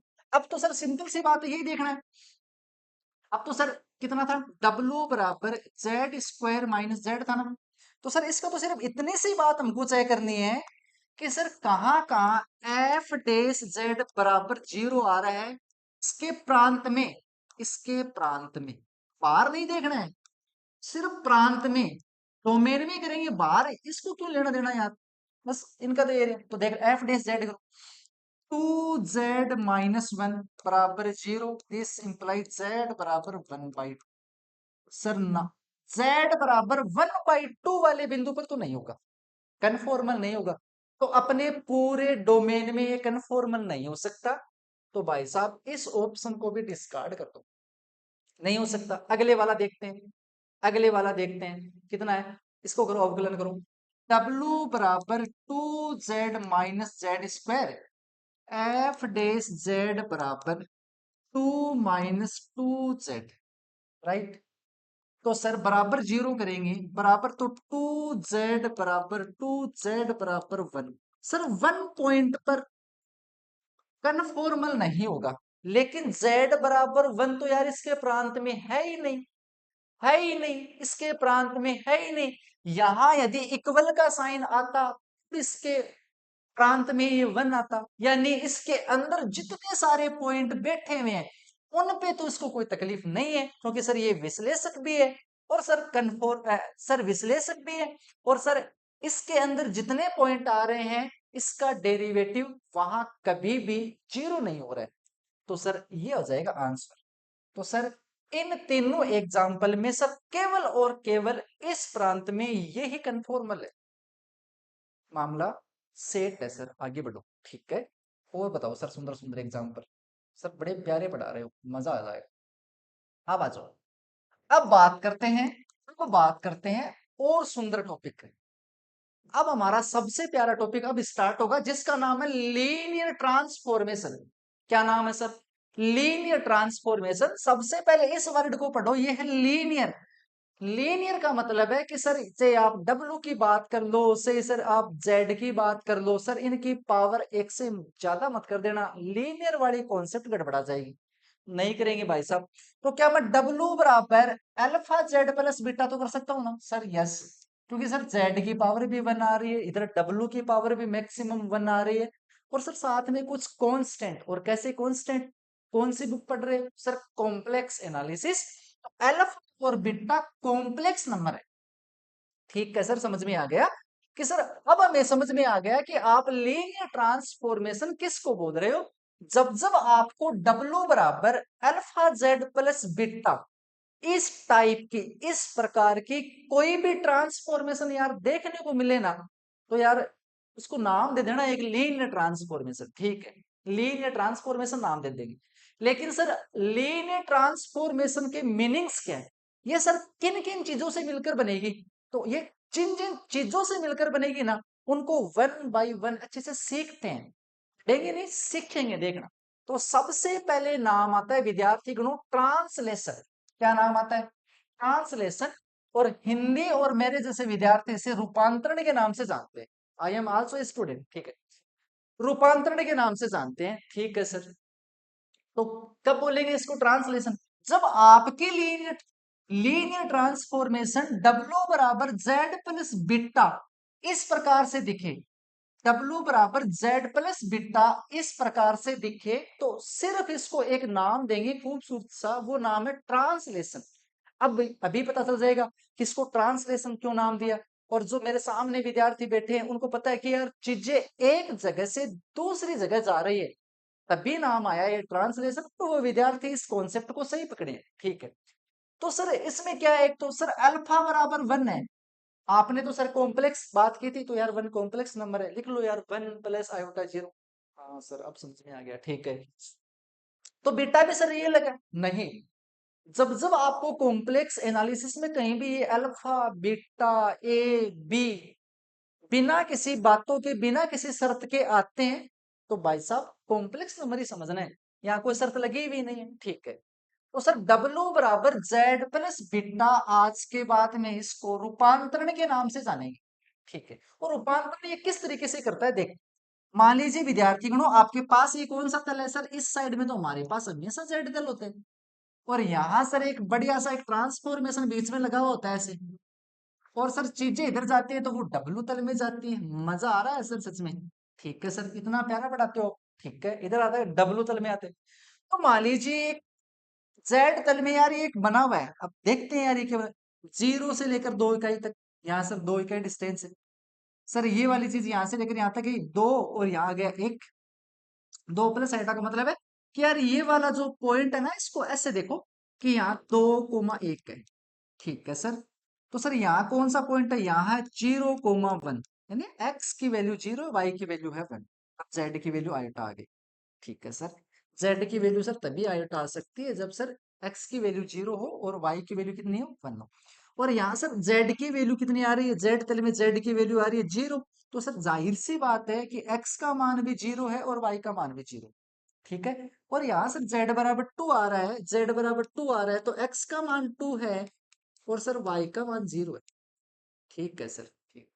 अब भाई साहब इस तल को, इस ट्रांसफॉर्मेशन, कौन सा ट्रांसफॉर्मेशन है, आराम से देखो, W बराबर Z प्लस 2 आयोटा, इस ट्रांसफॉर्मेशन से पार करके चीजें इधर लेके आनी है, इधर मिलेगा आपको W तल। 1 मिनट के लिए आप लिखो, पानी पी लेता हूं, ये वाला क्वेश्चन लिखो आप, ठीक।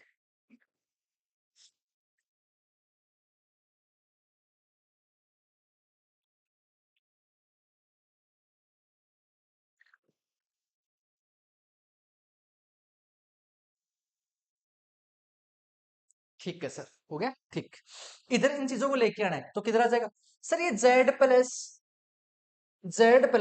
2 आयोटा है सर, Z प्लस 2 आयोटा है, कहां समझे इसको, इधर समझ लेते हैं। कितना था, कितना था, ये था भाई साहब W बराबर, Z प्लस 2 आयोटा है, तो कैसे लिखेंगे सर इसको, डब्लू जेड तो हमारा sir x plus iota y होता ही है, और आपने सर बीटा का मान यहाँ 2 प्लस आयोटा लिया, तो सर जो ये रियल वाले प्यारे प्यारे नंबर है वो एक साथ आ जाएंगे, और सर आयोटा कॉमन आ जाएगा और y+1 कर दो सर। तो यहाँ W बराबर ये हो गया, तो इसका वास्तविक भाग ये हो गया x+2, और भाई साहब इसका काल्पनिक भाग जिसे बोलते हैं ये हो गया सर y+1,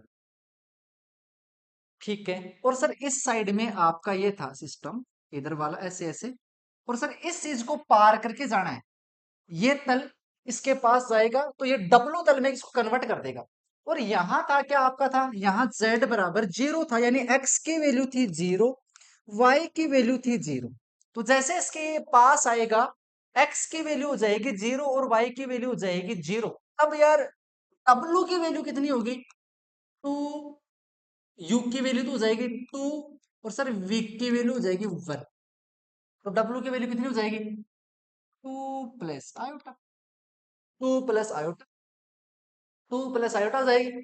तो अब देख लेते हैं क्या सच में सर 2 प्लस आयोटा ही है। मैं एक दो एक पॉइंट आपको समझाऊंगा, फिर आप एकदम समझ में आ जाएगा आपको, ठीक है सर, ठीक है। क्या था, 2 प्लस आयोटा आ रही है सच में, यस सर, ये देखो ये आ रही है, 2 प्लस आयोटा आ रही है सर। सेम आप क्या करना, यहां भाई साहब z की वैल्यू है 2, इसका मतलब सर x की वैल्यू है 2, तो सर w तल में कितनी हो जाएगी सर, 2+2 4 हो जाएगी, और y की वैल्यू है 0, तो सर वहां आ जाएगा 1, यानी w की u की वैल्यू हो जाएगी 4, और सर v की वैल्यू हो जाएगी 1, ठीक है सर, बात सही है।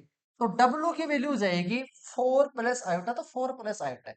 सेम आप इस पॉइंट के लिए करोगे, सेम आप इस पॉइंट के लिए करोगे, तो ये 4 पॉइंट का ऐसे आ जाएगा। तो फिर सर ये वाली लाइन कहाँ जाएगी, अरे यार ये इस लाइन x का मान 2 है, तो सर u का मान हमेशा 4 होगा, तो सर ये वाली लाइन ये आ गई। सेम ये वाली उधर वाली लाइन इधर आ जाएगी, ये भाई साहब यो था रो डायग्राम बने, दोबारा समझो, इस साइड में था रखन जेड तल्लो, ये ट्रांसफॉर्मेशन कन गया W बराबर Z+2 आयोटा कन, ये एक पट्टी का सी है, समझो एक मान और बैठे हो, एक ना चीज गई इस साइड में जाते हैं डब्लू तल आयो, डब्लू तल का मान अपना नहीं यू डायग्राम। आप देखो आप के चीज देखिए आराम से देखो, ठीक है सर। अब देखो एक और चीज देखना आराम से आपके सामने वन बाय वन आएगी कॉन्सेप्ट, और ये कॉन्सेप्ट आपके मस्तिष्क में उतर गई ना, फिर देखना सवालों के जवाब फटाफट से आएंगे, ठीक है। सबसे पहले हमने पढ़ा सर ट्रांसलेशन। तो ट्रांसलेशन का मतलब है सर रूपांतरण या स्थानांतरण। स्थानांतरण, स्थानांतरण, रूपांतरण, स्थानांतरण बहुत अच्छा नाम है इसका, स्थानांतरण, है ना। देख लेना थोड़ा सा हिंदी में, हिंदी वाला मामला, स्थानांतरण समझते हैं मेरे प्यारे बच्चे।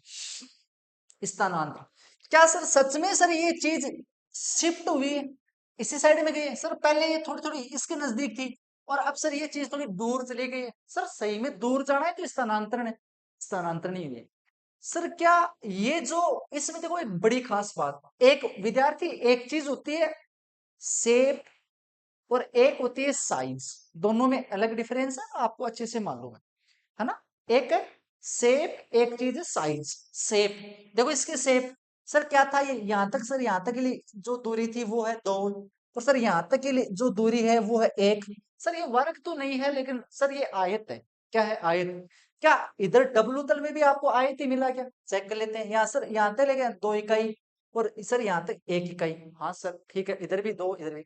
तो सर ये आयत का आयत ही रहा, तो शेप तो चेंज नहीं हुई। शेप तब चेंज होती, आयत था, वर्ग मिल गए। यानी ट्रांसलेशन में याद रखना, ट्रांसलेशन में याद रखना कि यार शेप ना, शेप इसमें कोई परिवर्तन नहीं आएगा। जब जब आपको ट्रांसलेशन नाम की चीज दी हुई होगी, डब्ल्यू बराबर जेड प्लस बीटा, यहां बीच में मौजूद होगा डब्ल्यू बराबर जेड प्लस बीटा, इधर आएगा जेड तल, वो जाएगा जेड प्लस बीटा टाइप के ट्रांसलेशन के पास, आएगा डब्ल्यू तल। शेप चेंज मत कर देना रे, शेप चेंज मत कर देना, बड़ी कॉन्सेप्ट है। क्या सर सच में सर साइज चेंज होगी क्या, नहीं। आप इसका क्षेत्रफल ज्ञात कर दो और इसका क्षेत्रफल ज्ञात कर लो, दोनों का क्षेत्रफल बराबर मिलेगा, इसका मतलब सर साइज भी चेंज नहीं हो रही। क्या सिखाई सर आपने, सर हमारे नोट्स में तो ये चीज है ही नहीं। हमने तो सर 30-30 हजार रुपए देके अच्छे अच्छे कोचिंग संस्थान में पढ़े हैं, लेकिन मैं सिखा रहा हूँ ना, कोई वाली बात नहीं, आपको सीखना है। कहीं से भी शिक्षा कहीं से भी मिल रही है, आपको सीखना इंपॉर्टेंट है, तो आपको सीख लेना चाहिए कि ट्रांसलेशन में शेप और साइज बिल्कुल चेंज नहीं होती है, और अपन इसका यार इस्तेमाल करेंगे एग्जाम में, आने वाले प्रश्न में इस्तेमाल करेंगे, पक्का से करेंगे, ठीक है सर। बहुत अच्छे से याद हो गया। अब बात करते हैं यार एक दूसरे जिसका नाम है रोटेशन, ठीक है सर। किसका नाम है, रोटेशन। यार इतना सा काम है, जेड तल में कोई चीज रोटेशन के पास जाएगी तो आएगा डब्ल्यू तल में वो चीज आएगी, बस ये क्या चीज, इसमें सर क्या चेंजमेंट हो यार, ये चीजों घुमाएगी बस, सिर्फ इतना ही काम है, ये चीजों को रोटेट करवाई देगी ऐसे, या फिर ऐसे करवा देगी। वो इसका काम है कि यार ये करवाएगी कैसे, एंटी क्लॉकवाइज डायरेक्शन से करवाएगी या फिर क्लॉकवाइज डायरेक्शन से करवाएगी, वो दिख जाएगा मामला, ठीक है सर। कब बोलेंगे सर रोटेशन, सर एक लीनियर ट्रांसफॉर्मेशन थी सर, डब्ल्यू बराबर अल्फा जेड प्लस बीटा नाम से, इसको यार रोटेशन के नाम से तब जाना जाएगा जब ये डब्ल्यू बराबर अल्फा जेड हो गई। तो सर बीटा कहाँ गया, सर बीटा 0 हो गया, सर बीटा कितना हो गया, 0 हो गया। साथ में यार एक चीज और है, तो सर अल्फा क्या, अल्फा तो यार कॉम्प्लेक्स नंबर है ना, अल्फा बिलोंग्स टू कॉम्प्लेक्स। और साथ में यार ये भी चीज होनी चाहिए कि सर कॉम्प्लेक्स नंबर है, जब उसका मोड करेंगे तो हमेशा एक नॉन नेगेटिव नंबर आता है, ऐसे मत बोलना हमेशा पॉजिटिव आता है बेटा, 0 चला गया तो मामला, ठीक है समझ में आ गया, नहीं बोलेंगे सर, सिखा दिया ना आपने। मोड अल्फा की वैल्यू हमेशा 1 होनी चाहिए, कितनी होनी चाहिए, 1 होनी चाहिए। तो सर कितने सारे कॉम्प्लेक्स नंबर है सर, मोड 1 तो 1 ही होता है ना, और भी अरे आयोटा, हाँ सर माइनस आयोटा, हाँ सर, तो 1 की पावर आयोटा थीटा कर दूं तो, हाँ हाँ sir cos theta plus iota sine theta square के मोड, यस सर। बहुत सारे हैं सर। अल्फा, जिन जिन नंबर को कॉम्प्लेक्स नंबर में अल्फा बराबर 1 की पावर आयोटा थीटा के फॉर्म में लिख रहे हैं सिर्फ, उन सब का मोड 1 है सर। ऐसे तो अनकाउंटेबल नंबर है, तो है ही, तो है तो है। आज आप सीख रहे हो, आज ही सीख रहे हो ना, यस सर, इतनी बात समझ में आ गई। अब बताओ सर कैसे रोटेशन होगा, मजा आ रहा है सर सच में, एकदम एकदम चीजें चमक रही है सर आज, ठीक है। कैसे होगा रोटेशन, तो रोटेशन का एक सुंदर सा एग्जांपल लेते हैं, है ना। आगे एक बढ़िया सा एक एग्जांपल ले लेंगे रोटेशन का, कि चीजें कैसे रोटेशन होती है। वैसे मैंने यार एक सुंदर सा आपको एग्जांपल दिया भी था पहले, कि सर W बराबर जेड बार है, जेड बार है। तो सर यहाँ चीजें रोटेट हो रही थी, तो रोटेट कैसे हो रही थी वो मैंने थोड़ा सिखा दी थी। आगे और सुंदर एग्जांपल आएंगे बता दूंगा, एक बार इतने के लिए। लेकिन सर ट्रांसलेशन में आपने एक चीज बताई थी कि सर शेप और साइज, सर वो भी यहाँ भी क्लियर कर दो सर, प्लीज कर दो ना। ठीक है, तो यहाँ रोटेशन में शेप। अब आप खुद सोचो कि यार चीजें सिर्फ एक चीज एक साइड में थी, ये वाली इधर से है, यार सिर्फ रोटेशन हो रहा है, तो सर रोटेशन से सर शेप तो चेंज नहीं होगी, तो नहीं होने वाली। सर साइज कहाँ भी चेंज होती है, साइज में तो नहीं होती है, साइज भी नहीं होगी, तो न तो शेप चेंज होगी न ही साइज चेंज होगी। आपने ये दोनों चीजें याद कर ली। सर ये सर ट्रांसलेशन में और सर रोटेशन में न तो सर शेप चेंज होती है और न ही सर साइज चेंज होती है, न तो आकार चेंज होता है न आकृति चेंज होती। समझ गए सर। एक चीज और सीख लो, उसके बाद में सुंदर सुंदर एग्जाम्पल करते हैं। बात करते हैं मैग्निफिकेशन और रोटेशन दोनों की। सर सारथी पारथी वाले हैं सर, कहीं का इंग्लिश मीडियम बता रहे हो सर, नाम बताओ ना। अच्छा अच्छा बेटा, इसका नाम है आवर्धन। क्या नाम है? आवर्धन। आप तो समझ गए ये आवर्धन, सर आप भी कौन समझो। और एक और नाम है रोटेशन यानी घूर्णन, घूर्णन। सर अब भी थोड़ा हार्ड नाम ही कॉलेज में का, मैं तो गया ही गुनियाना में, कहीं देख समझा थे बता दू। आ जाओ बेटा, आवर्तन को मीनिंग है कि थारकन कोई चीज जेड तल के मान है, और बात चीज अब थोड़ी बढ़ गई, वह चीज बढ़ गई, यानी बढ़ गई कैसी गुरु जी, कैसी बढ़ेगी वह। मान लो कि जेड तल के मान भाई साहब आर बराबर एक रेडियस को, एक इकाई त्रिज्या को कोई सर्कल हो, और बड़ा बिकन कोई ट्रांसलेशन दियो बीच में, और वो डब्बू तल में गयो और वो बनको दो इकाई रेडियस को। सर बढ़त तो है। जना बिन बेटा आपा कहंगा आवर्तन, है ना। जना बिन के कहंगा आवर्तन कहना। और सर साथ में गुर्दन भी हो उसके, वो तो शी मान के चलो वो एंटी क्लॉकवाइज डायरेक्शन में, एंटी क्लॉकवाइज डायरेक्शन ऐसे घूम रहे हैं, तो हो सकता है डबल में वो क्लॉकवाइज भी हो जाए, तो साथ साथ में गुर्दन भी होता होगा। सर कब होगा ये चीजें ऐसे, सर कब होती है? सर सच में होती है क्या? होती है यार। क्या सच में सर घूर्णन वगैरह होता है क्या? आपने ना, एक बात बताऊं, बढ़िया सी बात बताऊं। आपके जो हाथ में घड़ी आपने बांध रखी है ना, और उसमें जो सुइयां है घंटे की है ये है, उनमें रोटेशन हो रहा है ना, तो यार कहीं ना कहीं एक ऐसा सिस्टम छुपा हुआ है कि यार एक कॉम्प्लेक्स एनालिसिस में एक बड़ी कॉन्सेप्ट है रोटेशन की, उसका इस्तेमाल किया है। जैसे बताता हूँ, आपके पास दो कोई नंबर है, और दोनों रियल नंबर है, वास्तविक संख्या है, उन दोनों नंबर का मल्टीप्लिकेशन करें ना तो वो रियल लाइन पे आएगी। ठीक है, या तो उस नंबर के राइट हैंड साइड में बड़ी है तो उधर चली जाएगी, पीछे आ जाएगी नेगेटिव वगैरह तो। लेकिन यार कॉम्प्लेक्स में ना, दो संख्या का मल्टीप्लिकेशन करते हैं ना, पोजीशन तो चेंज होती है, हर बार होती है। ऐसे तो 1 से 1 करो, लेकिन पोजीशन चेंज होती है ना। वहां भी रह सकता है, लेकिन पोजीशन के साथ साथ यार कॉम्प्लेक्स में खास बात यह है, वो चीजें साथ साथ रोटेट भी होती है, वो चीजें साथ साथ रोटेट भी होती है। ये यार कॉम्प्लेक्स एनालिसिस की बड़ी खूबसूरती कॉन्सेप्ट है, बड़ी अच्छी कॉन्सेप्ट है। और कहीं ना कहीं इस चीज का इस्तेमाल घड़ी बनाते टाइम उसमें ऑपरेटिंग सिस्टम ऐसे किया गया कि यार वो चीजें धीरे धीरे एकदम रोटेट होती रही। समझ गए आप लोग? होती तो ऐसा रोटेशन, मैंने ये कहता हूँ। अब मान लीजिए ये कब होगा, ये एस अब होगा। मान लीजिए कोई लीनियर ट्रांसफॉर्मेशन डब्ल्यू बराबर alpha Z plus beta type की थी, तो यार उसमें बीटा तो बन जाए 0, और सिर्फ डब्ल्यू बराबर अल्फा जेड रही। सर डब्ल्यू बराबर अल्फा जेड आती है तो सिर्फ रोटेशन अभी तो बताया था बेटा। उसमें एक कंडीशन ये भी थी कि आपका मोड अल्फा हमेशा 1 के बराबर होना चाहिए, और मैंने यहाँ डिस्कार्ड कर दिया कि नहीं होना चाहिए। हाँ सर सही है, तब तो सर मैग्निफिकेशन वगैरह हो सकता है। तो सर 1 के बराबर नहीं होगा तो या तो दो ही कंडीशन बच रही है, या तो 0 या 1 के बीच होगा, या तो सर 0 या 1 के बीच होगा, या 1 से बढ़ा जाएगा, या फिर 0 हो जाएगा। तो सर 0 होगा तो तब मामला ही पूरा 0 हो जाएगा, नहीं तो फिर कोई रोटेशन होगा नहीं, कोई मैग्निफिकेशन, शांत हो जाएगा मामला। लेकिन अपना मामला शांत कुन करनो है, ठीक है। अपना मामला शांत कुन करनो है, अपना बढ़ानो है सिस्टम ने। तो भाई साहब एक तो कंडीशन या हो उसके, या फिर कंडीशन हो उसका मोड अल्फा को मान 1 से ज्यादा हो। और जद जद मोड अल्फा को मान 1 को ज्यादा हो जागो, जना तो थे भी चीज ने खगा कि भाई साहब आवर्धन हो रहे, और सागे सागे रोटेशन भी हो रहे। और सर यदि अल्फा को मान नहीं, मोड अल्फा को मान 0 और 1 के बीच में जना बेटा आवर्तन ऊर्धन तो होगो भी नहीं यार, वो जागो कॉन्ट्रेक्शन बोलेंगे, कॉन्ट्रेक्शन, कॉन्ट्रेक्शन सर सारथीड़ा इन भी देखियो कॉन्ट्रेक्शन संकुचित बेटा, संकुचित। अरे मास्टर संकुचित, भावी मास्टर संकुचित हो जाएगी चीज, अब सिकुड़ जाएगी। यानी आर एक इकाई सर्कल हो, अपना कहने एक वर्त हो, यदि भी वो संकुचित हो सी तो भी की त्रिज्या इकाई एक इकाई न रह के या तो 1/2 जैसी, या 1/√, अंडर रूट कत्तो जैसी, कत्तो जैसी 1/3। ठीक है, ऐसे ऐसे ऐसे कम होता जाएगा। ठीक है सर, समझ में आ गया। ऐसे ऐसे होगा तब ये करें। तो सर इसमें बताओ, इसमें सर बार बार आप शेप और साइज की बात करें तो सर यहाँ भी करो। तो विद्यार्थी गणों इसमें यार साइज है ना, साइज इस बार चेंज होगा।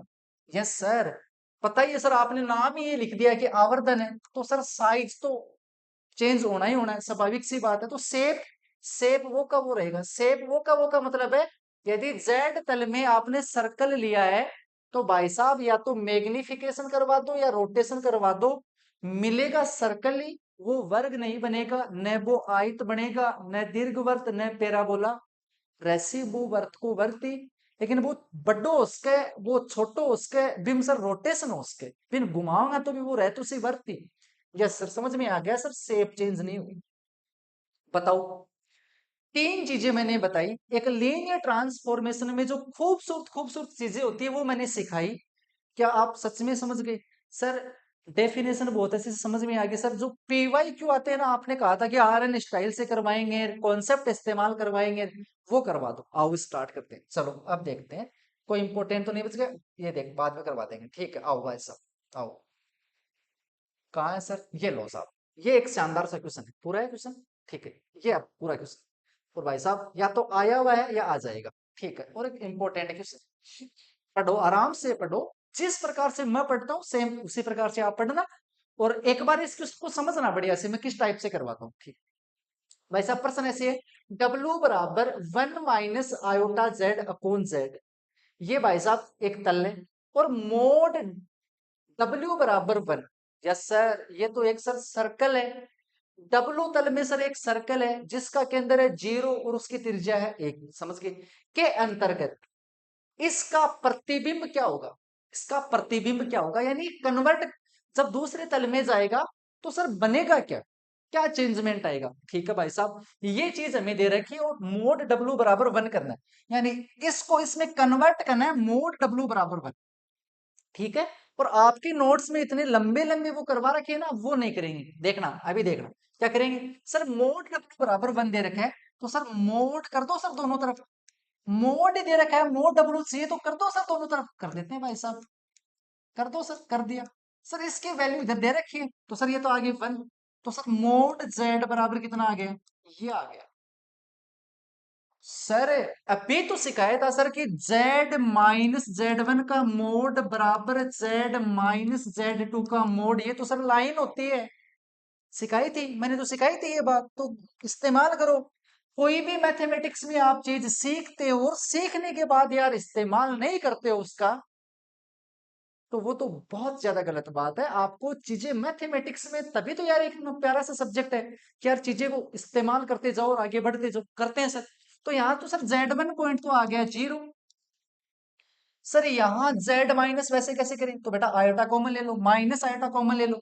तो जैसे आपने माइनस आयोटा कॉमन लिया, इधर आ गया Z, और कितना आ गया भाई साहब, पहले आप आराम से, कोई गलती ना हो जाए, गलती ना हो जाए तो आयोटा ही कॉमन ले लो। आपने पहले आयोटा कॉमन लिया, आयोटा कॉमन लिया तो 1 अपॉन आयोटा आएगा, वो आ जाएगा माइनस आयोटा, ठीक है। और इधर आ जाएगा माइनस जेड, इधर आ जाएगा माइनस जेड। तो माइनस और कॉमन ले लो और मोड लगा रहने दो। सर माइनस और कॉमन लिया, तो सर ये बन गया मोड आयोटा, और सर बन गया 1 + Z। यस सर, ना आयोटा, आयोटा प्लस जेड, ठीक है। और दोनों के मोड है मल्टीप्लीकेशन में, तो इसका मोड आ जाएगा और इसका अलग से आ जाएगा। सर मोड आयोटा तो सर 1 होता है तो बेटा इसको हटा ही दो, फिर ये तो 1 ही बन गया बेचारा, तो ये 1 ही बन गया। तो iota plus Z, iota plus Z, मैं इसको लिख लेता हूँ आयोटा प्लस जेड, इसको लिख लेता हूँ आयोटा प्लस जेड। आ जाओ पूरे में आ जाओ, मोड जेड बराबर आयोटा प्लस जेड, ये आ गया। तो सर यहाँ आ गया Z1 बराबर 0, Z2 बराबर माइनस आयोटा, Z2 बराबर माइनस आयोटा। ठीक है, कर दो सर, ड्रॉ कर दो। यहाँ जाओ, आराम से देखना, ये है भाई साहब 0 आपका, और किधर जाना है, Z बराबर माइनस आयोटा की तरफ जाना है, तो इधर आ जाएगा सर माइनस आयोटा यहाँ पे। आपने क्या कहा था सर कि जो लाइन बनेगी वो दोनों के मध्य वाले बिंदु, यानी यहाँ है कितना, यहाँ है 0, तो यहाँ है -1, तो यहाँ आ जाएगा -1/2 आ गया। और सर एक ऐसी लाइन जाएगी दोनों के बीचों बीच इस बिंदु से गुजरती हुई, कि इस बिंदु से लेकर यहाँ तक की जो डिस्टेंस है, और सर यहाँ से लेकर यहाँ तक की वो डिस्टेंस है, वो सर सेम रहेगी। तो सर ये जो लाइन है, ये लाइन बनेगी। अब देखो कौन से तल में आपको लाइन बनानी है, सर जेड तल में। जेड तल का मतलब है एक्स और वाई तल में। तो सर ये किसकी लाइन है, तो सर ये वाला बिंदु तो आपने अभी बताया कि -1/2 है, -1/2 है। तो सर ये लाइन तो आ गई ना y बराबर -1/2 की। यस सर, ये लाइन सर समझ में आ गई, ये तो y बराबर -1/2। देख लो बेटा, जिस ऑप्शन में y बराबर -1/2 है वो ही आपका आंसर हो जाएगा ना। ये काम था रोड़ी, बताओ। यस सर, आपने जो चीजें सिखाई थी उन कॉन्सेप्ट का हमने इस्तेमाल किया, और सर एक आधी लाइन में इसको सोल्व कर दिया। और आपकी भी प्रैक्टिस ऐसे होती है, तो यार आप ना कॉम्प्लेक्स एनालिसिस हो, रियल हो, अब्स्ट्रैक्ट अलजेब्रा हो, वेक्टर हो, 3D हो, 3D के कॉन्सेप्ट में सिखाऊंगा, देखना मजा आ जाएगा यार। मतलब 1.5 मिनट से ऊपर सवाल को जाने ही नहीं देंगे, यदि आएगा तो जाने ही नहीं देंगे, और नहीं आएगा तो फिर देखेंगे भाई, नहीं आ रहा है तो नहीं आ रहा है, उसमें क्या है। ठीक है, दोबारा दूसरा प्रश्न आ जाओ, इसमें देखो। ठीक है सर, दूसरा प्रश्न है जेड बराबर iota -W upon iota plus W, और सर ये दे रखा है मोड Z बराबर 1।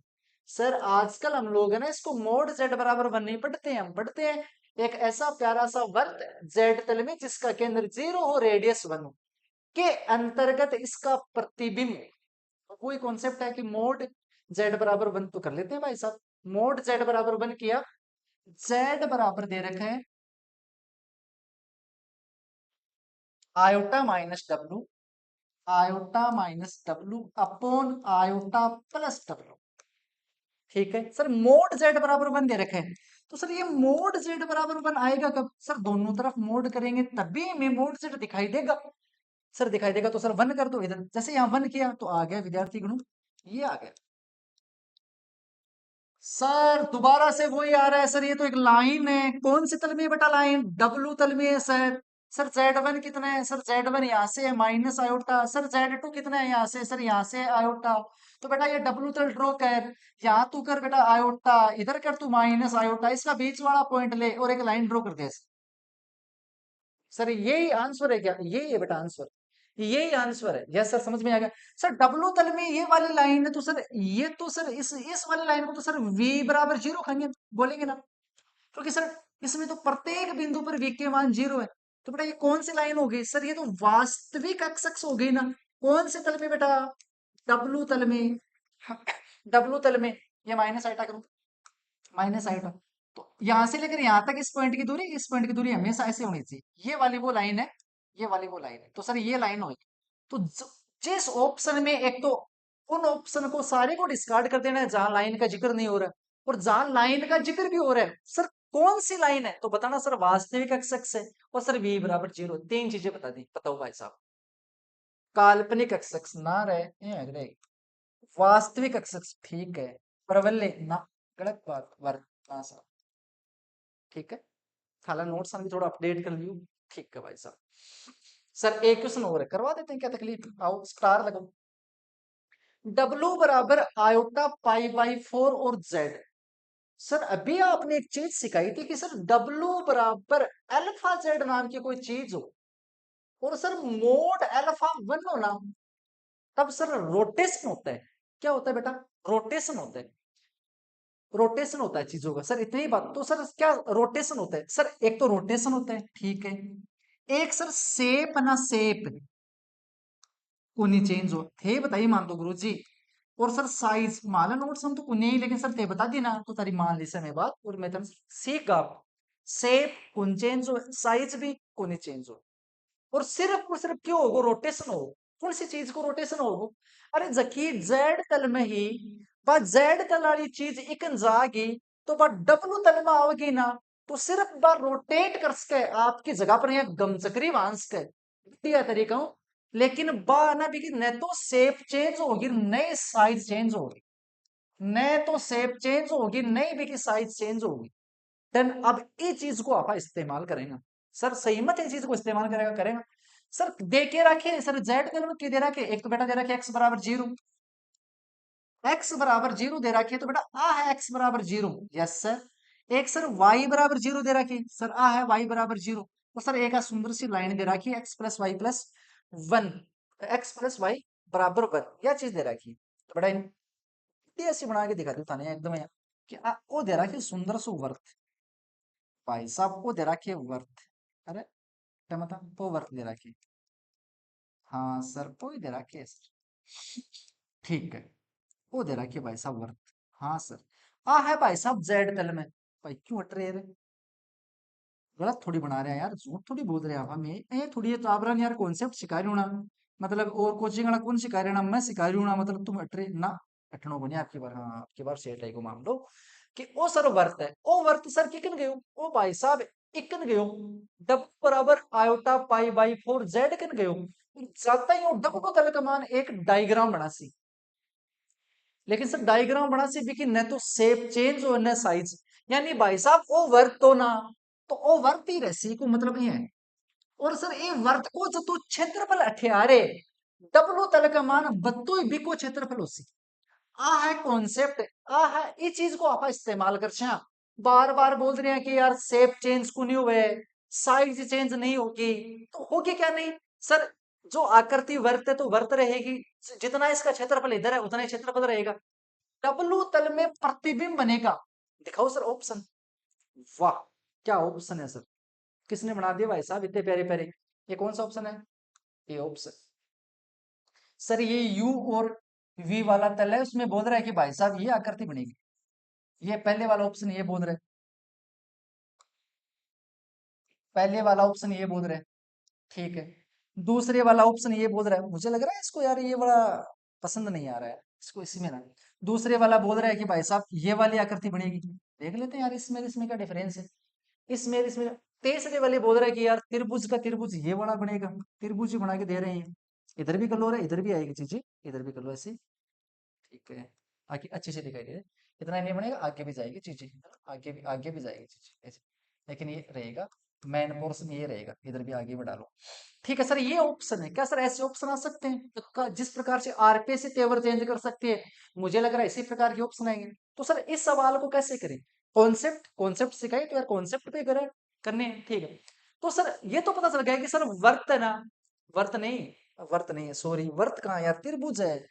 सर मैं तो बार बार में कमेंट बॉक्स में दिख रहे थे, ध्यान को नहीं, आओ आओ ना अठिन अपना कन त्रिभुज है यार, कोई बात नहीं गलती हो जाए, मतलब एक एग्जाम्पल के तौर पर सजाओ, वर्त है तो वर्त ही रसी, अपना कन यू के त्रिभुज है, त्रिभुज का त्रिभुज ही रहेगा, शेप चेंज नहीं होगी और साइज यानी त्रिभुज का क्षेत्रफल क्या है चेंज नहीं होगा। सर इसका क्षेत्रफल बताओ, अरे समकोण त्रिभुज है 1/2 आधार गुणा ऊंचाई 1/2, सर आधार है 1 ऊंचाई है 1, सर इको क्षेत्रफल आगो 1/2 वर्ग इकाई, आफड़ाकन सो अब डायग्राम आसी जो प्यारो सो आफड़ाकन डायग्राम आसी आगे पिक को क्षेत्रफल भी 1/2 ही होना चाहिए, 1/2 ही होना चाहिए सर।